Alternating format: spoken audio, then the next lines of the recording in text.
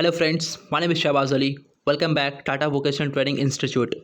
Friends, if you want to learn about the industrial training and the equipment that we use in the industry like gear, pump, centrifugal pump and all the components that we use in industry, then I am going to teach you each and every parts in details. If you want to learn, then kindly subscribe my channel and press the bell icon so that you can get the notification first. Okay, so let's start from the today's topic. The today's topic is about the bearing, which is most important part in the power transmission, right? So आप ये देख सकते हो कि इस figure में इस ये हमारा शाफ्ट है, ये शाफ्ट में बेरिंग लगी हुई है, ये शाफ्ट रोटेट करने में हेल्प करती है, राइट। चलिए स्टार्ट करते हैं। हमारे ये आप देख चुके हैं, ये बस ब्रीफ नॉलेज के लिए है कि बेरिंग कहाँ लगाते हैं। बेरिंग हम लोग शाफ्ट में लगाते हैं। क्यों लगाते हैं, किस लगाते हैं, वो सारे पार्ट्स में पढ़ाऊँगा आपको एक ही चीज़ के बारे में। चलिए स्टार्ट करते हैं from the introduction of the bearing. What is bearing? Any idea? See, bearing एक डिवाइस है, राइट। बेयरिंग क्या है? एक डिवाइस है। इसका काम क्या होता है फ्रेंड्स? ये सपोर्ट करता है किसको? शाफ्ट को। बेयरिंग देखो, बेयरिंग कहाँ लगाते हैं हम लोग? शाफ्ट लगाते हैं। पहली बात, ये हमारा शाफ्ट हो गया, राइट। जैसे कि आप फिगर में देखें, ये मान लेते हैं कि हमारा बेयरिंग है। बेयरिंग कहाँ लगाए? शाफ्ट में लगाते हैं। क्यों लगाते हैं? क्योंकि जो भी शाफ्ट में लोड आ रहे हैं ना, जो भी शाफ्ट में लोड आते हैं वो बेयरिंग क्या कर सके? उसको डिस्ट्रीब्यूट कर सके। पहला पॉइंट। दूसरा पॉइंट क्या होगा कि ये शाफ्ट को फ्री रोटेशन प्रोवाइड करता है। ये रोटेट करने में हेल्प करता है शाफ्ट को कम से कम फ्रिक्शन में, ठीक है। तो ये दो मेजर काम करवाता है बेयरिंग, ठीक है। इंट्रोडक्शन आप देख लिया।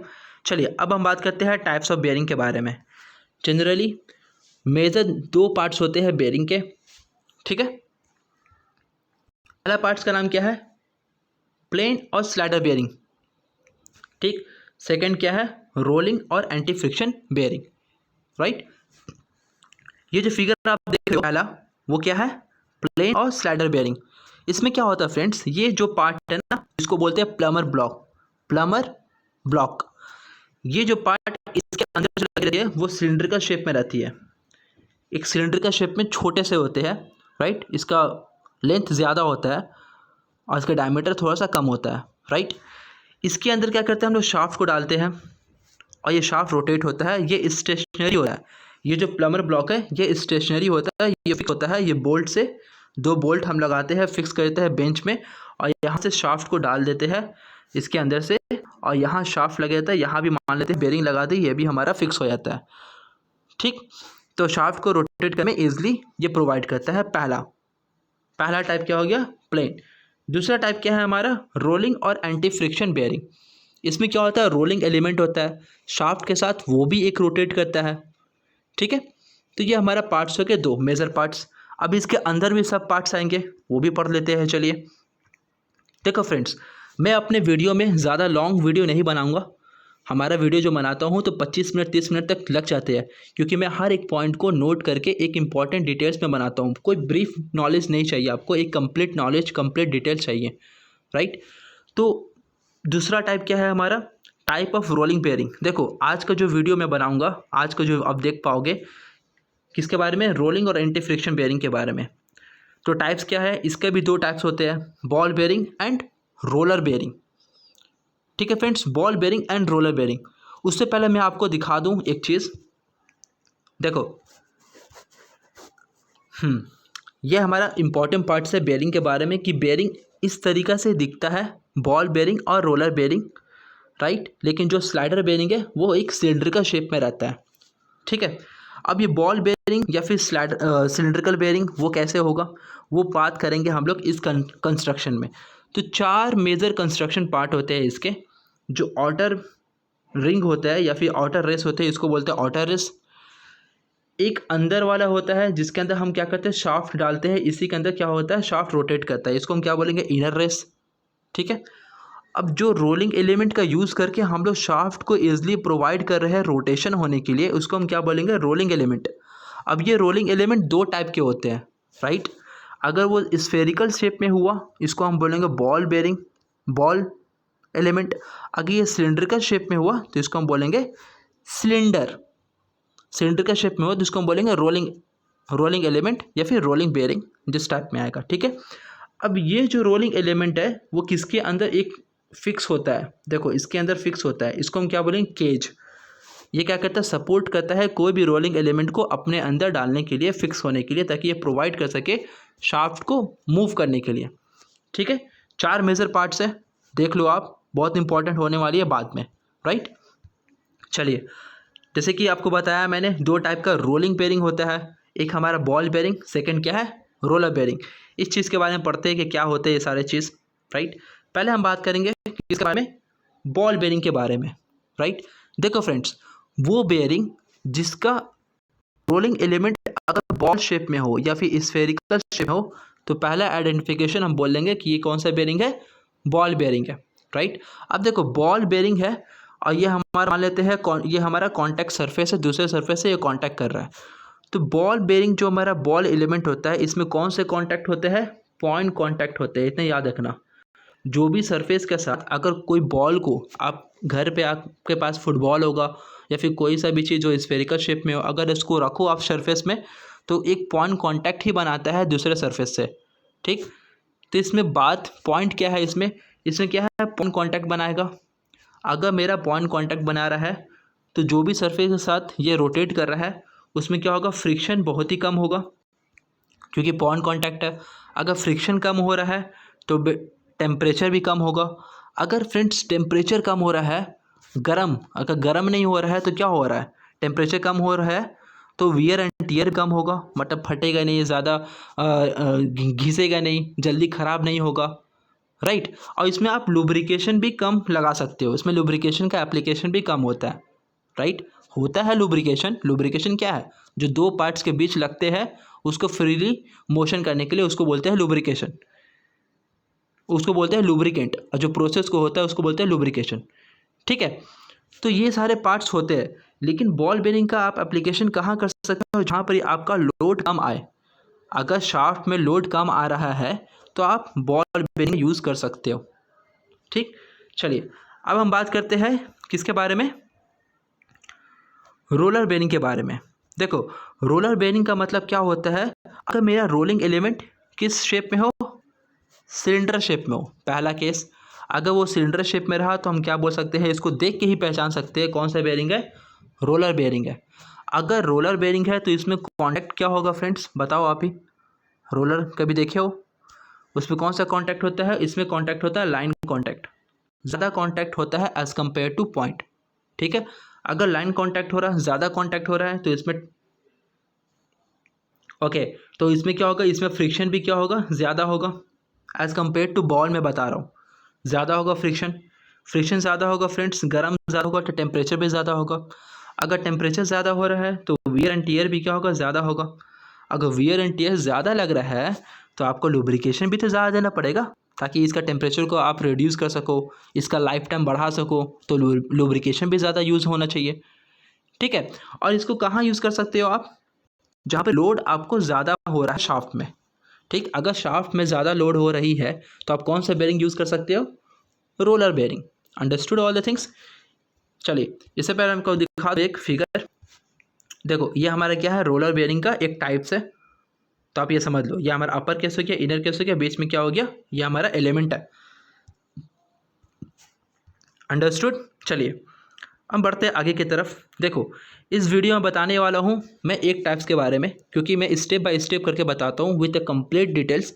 तो इस वीडियो में बताऊँगा आपको केसेस के बारे में, बॉल बेयरिंग के टाइप्स के बारे में। इसका जो नेक्स्ट वीडियो आएंगे वो मैं बताऊँगा टाइप्स ऑफ रोलिंग बेयरिंग, जो सिलेंडर का शेप होगा, ठीक है। चलिए स्टार्ट करते हैं हम लोग। टाइप्स ऑफ बॉल बेयरिंग का पहला जो टाइप है उसको हम क्या बोलेंगे, डीप ग्रुव बॉल बेयरिंग। इसको आप याद कर लो, बहुत ही इंपॉर्टेंट होने वाली है। तो अगर आप सब कुछ के बारे में जानकारी चाहिए तो आपको पूरा चीज़ तो पढ़ना पड़ेगा ना फ्रेंड्स, ठीक है। अब ऐसा नहीं कि बेयरिंग के बारे में पढ़ लिए आप बस हो गया, वैसे में काम नहीं चलने वाला है। आपको पूरा एक एक चीज़ के बारे में जानकारी चाहिए अगर आपको इंडस्ट्रियल ट्रेनिंग में अच्छा होना हो, राइट। सेकंड क्या है, angular contact ball bearing. Third, ball bearing, यहाँ पर आप देख सकते हो थ्रस्ट, थ्रस्ट लिख दो, thrust ball bearing third type होते हैं। फोर्थ टाइप क्या है, self aligning ball bearing, right. ये चारों टाइप्स है, बहुत इंपॉर्टेंट है, आप इसे याद कर लो, ठीक। थर्ड में क्या होगा, thrust ball bearing, thrust ball bearing. चलिए, एक एक टाइप्स के बारे में हम लोग डिटेल्स में जानकारी लेंगे। स्टार्ट करते हैं from the first which is called deep groove ball bearing. इसमें भी शेप क्या होगा, सेम ही होगा। देखो इस शेप में होता है डीप ग्रूव बॉल बेयरिंग। और जो मैं बताया था आपको कंस्ट्रक्शन का जो मेन पार्ट जो होते हैं वो क्या होते हैं, देखो इनर रेस, आउटर रेस, यहाँ पे जो रोलिंग एलिमेंट है वो क्या है, बॉल है, तो इसलिए बॉल बेयरिंग बोलते हैं हम लोग। और जो लास्ट वन है केज या फिर रिटेनर, केज या फिर ना इस शेप में होता है, यहाँ पर हम क्या करते हैं कोई भी रोलिंग एलिमेंट को फिक्स करते हैं ताकि वो रोटेट कर सके शाफ्ट को।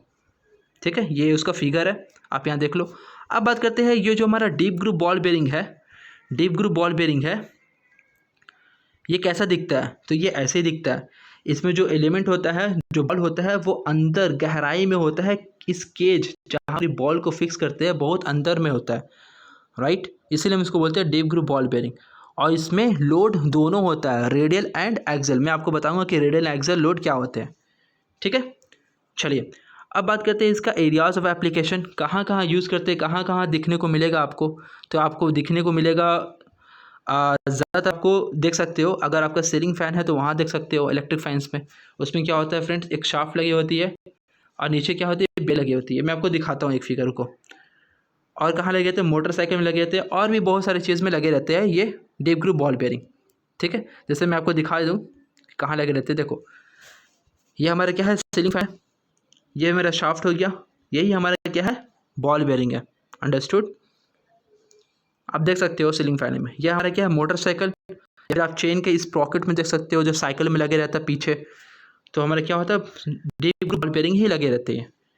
ठीक है, चलिए अगर हम बात करें इसके मटेरियल्स के बारे में कि क्या क्या मटेरियल के बने होते हैं। देखो जो हमारा बेयरिंग होता है फ्रेंड्स, वो हमारे मेटल के बनते हैं, राइट, मेटल के ही बनते हैं, प्लास्टिक के भी बनते हैं। जी हाँ, प्लास्टिक के भी बनते हैं। अगर आप खिलौने टॉयज़ में आप देखोगे तो वहाँ पर प्लास्टिक के भी होते हैं, लकड़ी के भी होते हैं, वुड के भी बने रहते हैं, राइट। बहुत सारे एप्लीकेशन में क्या होते हैं, लकड़ी के भी हम लोग बेयरिंग बनाते हैं। लेकिन अभी जो टाइप्स है हमारा वो कौन सा है, material, inner race, outer race, और जो बॉल है वो क्या चीज़ के बनते हैं।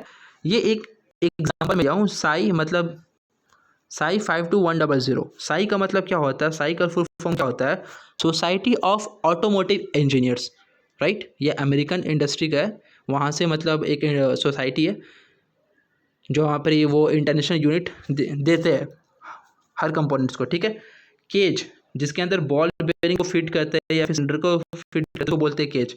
ये क्या चीज़ का बनता है friends, sheet steel, brass steel and plastic का भी बनता है, राइट। तो ये एक फिक्स मटेरियल नहीं है, बहुत सारे टाइप्स के बनते हैं। मैं बस आपको एक एग्जांपल दिया हूँ। ठीक है, ये उसका फिगर हो गया डीप ग्रूव बॉल बेयरिंग का। ये इसका एप्लीकेशन हो गया, सीलिंग फैन में लगते हैं, मोटरसाइकिल में लगते हैं, पंप में लगते हैं, बहुत सारे टिप्स चीज़ में लगे रहते हैं, राइट। अब हम बात करेंगे कि load on the bearing, yes, which is very important for you also. देखो ये हमारा क्या है, शाफ्ट है, ये शाफ्ट हो गया फ्रेंड्स। ये हमारा शाफ्ट क्या हो गया, एक्सिस हो गया, राइट। अगर शाफ्ट के एक्सिस पे परपेंडिकुलर, ये परपेंडिकुलर होता है ना फ्रेंड्स, जो 90 डिग्री बनाता है वो क्या होता है, परपेंडिकुलर होता है। तो ये जो लोड अगर शाफ्ट के परपेंडिकुलर एक्ट करेगा ना, तो उसको हम क्या बोलेंगे, रेडियल लोड बोलेंगे। मतलब the load which acts perpendicular to the shaft is called a radial load. ठीक, the load which act to the axis of the shaft या फिर पैरेलल हो शाफ्ट के एक्सिस से, उस लोड को हम क्या बोलेंगे, एक्सियल लोड। ठीक है, अब देखो जो भी लोड मेरा शाफ्ट में आएगा, अगर बेयरिंग लगा है तो बेयरिंग वही आएगा। तो शाफ्ट पे जो लोड आ रहा है वो बेयरिंग क्या करता है, डिस्ट्रीब्यूट कर देता है ताकि शाफ्ट पे ज़्यादा लोड ना आए और शाफ्ट मेरा ख़राब ना हो। समझ गए, इसलिए हम बेयरिंग को, इसका एप्लीकेशन ये भी है। ठीक है, ओके। दूसरा हम टाइप पढ़ेंगे बॉल बेयरिंग का, angular contact ball bearing. Angular contact ball bearing का मतलब क्या होता है फ्रेंड्स, जो मेरा कॉन्टैक्ट होगा, जो मेरा बॉल होगा या फिर यहाँ बॉल जो होगा वो हल्का एंगल पे होगा, राइट। हल्का जो इनर रेस होता है हल्का एंगल पे रहता है, उसको हम बोलते हैं एंगुलर कॉन्टैक्ट बॉल बेयरिंग। अगर आपका शाफ्ट हल्का एंगल पे जा रहा है, राइट, थोड़ा बहुत भी, तो आप एंगुलर कॉन्टैक्ट बॉल बेयरिंग लगा के उसको सही कर सकते हो, राइट। अब देखो ये लेता है radial load, higher axial load. मतलब मान लेते हैं कि ये हमारा शाफ्ट है, ठीक, मान लेते हैं कि हमारा शाफ्ट है। ये शाफ्ट में ये हमारा कौन सा लोड हो गया, अगर परपेंडिकुलर हो रहा है तो रेडियल लोड, ये रेडियल लोड है और ये कौन सा लोड है, एक्सियल लोड है, जो शाफ्ट के एक्सिस से पास करेगा, एक्सियल लोड है।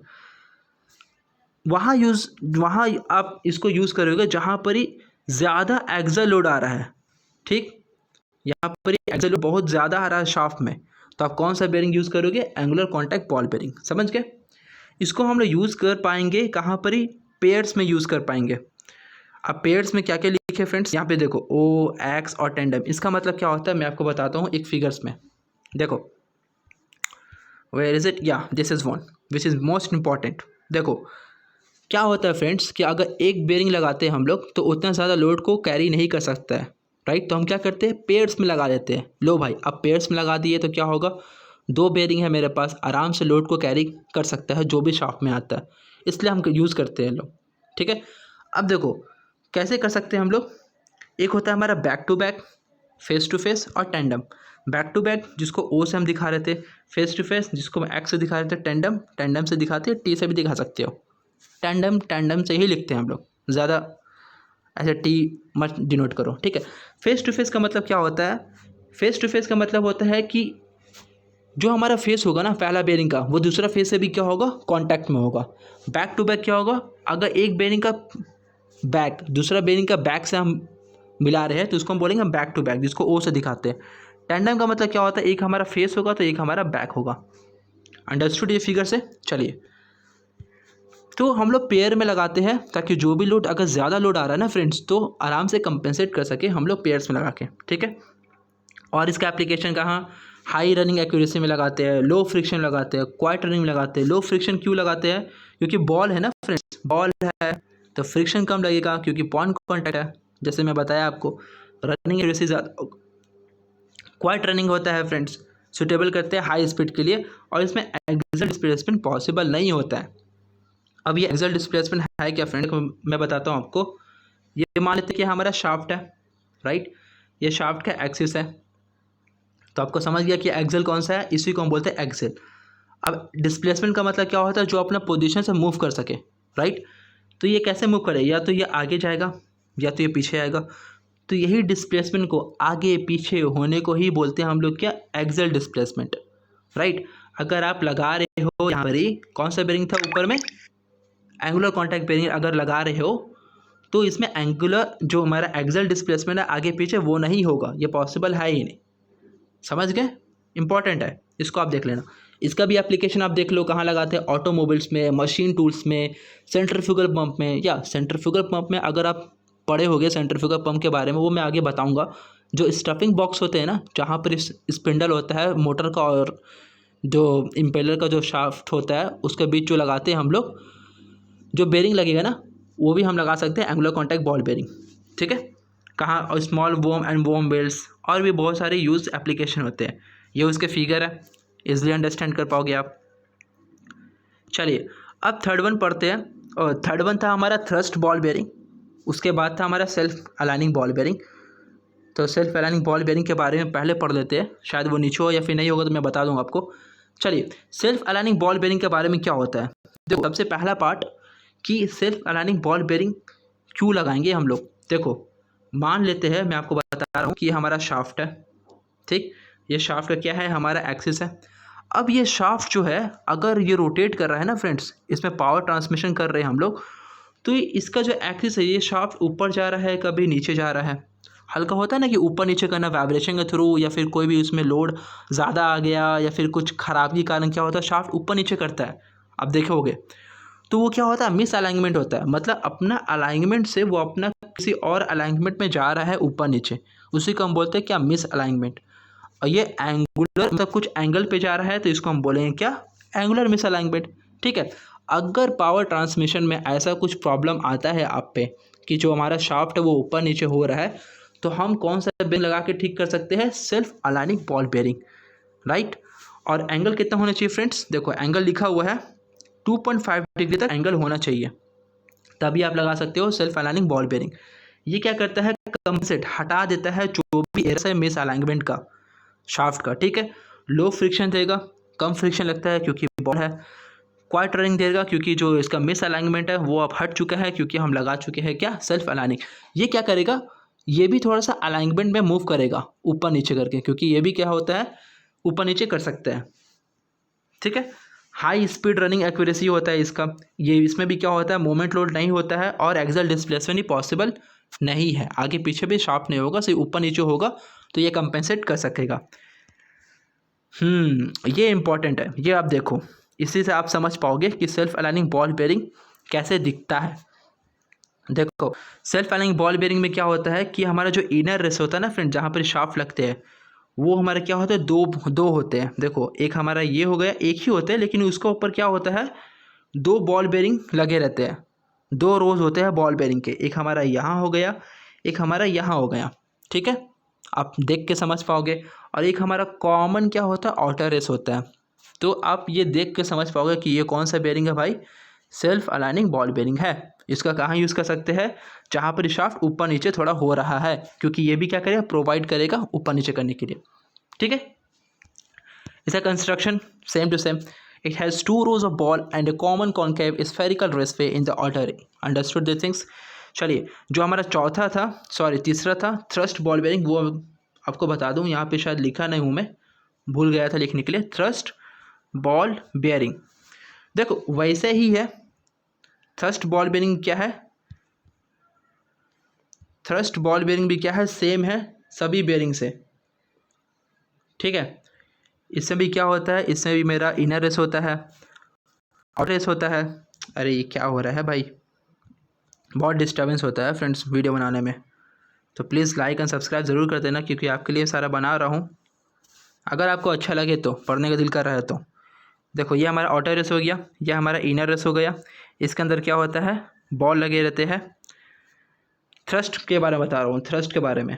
ठीक है, थ्रस्ट के बारे में बता रहा हूँ। इसको कहाँ यूज़ कर सकते हैं, जहाँ पर ही थ्रस्ट लोड ज़्यादा आते हैं, जहाँ पर ही थ्रस्ट लोड ज़्यादा आएंगे वहाँ यूज़ करेंगे हम लोग थ्रस्ट बॉल बेयरिंग। बाकी सब कुछ सेम है। इसको हम वहाँ एग्जांपल दे रहा हूँ, इसको हम मोटरसाइकिल में यूज़ करते हैं। मोटरसाइकिल जो स्पिंडल होते हैं वहाँ यूज़ करते हैं हम लोग थ्रस्ट बॉल बेयरिंग। तो क्या होता है, ये जो हमारा आउटर रेस होता है ना फ्रेंड्स, ये क्या होता है, फिक्स कर देते हैं हम लोग। ठीक, कोई फिक्स पार्ट में फिक्स कर देंगे। और जो इनर रेस होता है, ये क्या होता है, मूवेबल होता है। ये क्या करे, रोटेट करेगा शाफ्ट के साथ। समझ गया, बाकी सब सेम एप्लीकेशन है। तो चलो, आज का वीडियो मैं बना चुका हूँ, जो हमारा था टाइप्स ऑफ रोलिंग बेयरिंग, किसके बारे में, बॉल बेयरिंग के बारे में बता दिया हूँ आपको। ठीक, बट जो आने वाले वीडियो होंगे वो किसके बारे में होंगे, टाइप्स ऑफ रोलर बेयरिंग। क्योंकि एक साथ अगर वीडियो बना दूँ तो ना ही आपको पढ़ने दिल करेगा, ना ही मुझे पढ़ाने का दिल करेगा। राइट, एक साथ पढ़ाने में क्या होता है कि आप भी बोरिंग हो जाओगे। तो स्टेप बाय स्टेप मैं बताता हूँ, तो लॉन्ग वीडियो बन जाते हैं। देखो, अभी 23 मिनट 24 मिनट्स के बन जा रहे हैं वीडियो। राइट, तो अगर आप चाहते हो कि आगे भी आप पढ़ो बेयरिंग के बारे में, सारा डिटेल्स के बारे में, इंडस्ट्रियल ट्रेनिंग के बारे में, तो चैनल को सब्सक्राइब कर देना और बेल आइकन को ज़रूर प्रेस कर देना और ऑल में क्लिक करना, ताकि आने नोटिफिकेशन के बारे में आपको मिल जाए। राइट, इसके बारे में और भी इंटरेस्टिंग पार्ट बताने वाला हूँ, बेयरिंग के बारे में, बेयरिंग कैलकुलेशन के बारे में। बेयरिंग को देखकर आप कैसे पहचान सकोगे कि कौन सा बेयरिंग है, उसको बोलते हैं बेयरिंग कोड। बहुत चीज़ बताने वाला हूँ, उसका मटेरियल के बारे में, सारा चीज़ के बारे में। ठीक है, चलिए, तब के लिए all the best for all, thank you to all.